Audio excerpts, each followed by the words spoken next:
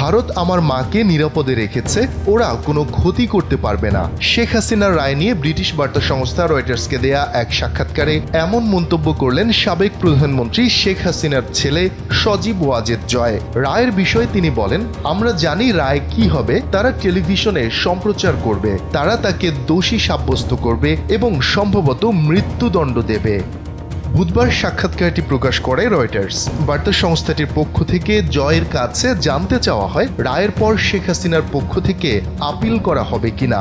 জবাবে জয় জানান, গণতান্ত্রিক সরকার আসার আগ পর্যন্ত এই মামলায় কোনো আপিল করবেন না তারা। রয়টার্সের ওই প্রতিবেদনে জাতিসংঘের তদন্ত প্রতিবেদন উল্লেখ করে বলা হয়, গেল 15 জুলাই থেকে 5 আগস্ট পর্যন্ত সরকার বিরোধী আন্দোলনে প্রায় 1400 মানুষ নিহত হন, যার সিংহভাগই পুলিশের গুলিতে। এটি ছিল স্বাধীনতার পর সবচেয়ে ভয়াবহ রাজনৈতিক সহিংসতা। 2024 সালের আগস্টে ছাত্র জনতার অভ্যুত্থানের মুখে ভারতে পালিয়ে যান শেখ হাসিনা। তিনি এখন দিল্লিতে নির্বাসনে রয়েছেন। তবে সজীব ওয়াজেদ জয়ের ভাষায় সেখানে তার মাকে পূর্ণ নিরাপত্তা দিচ্ছে ভারত।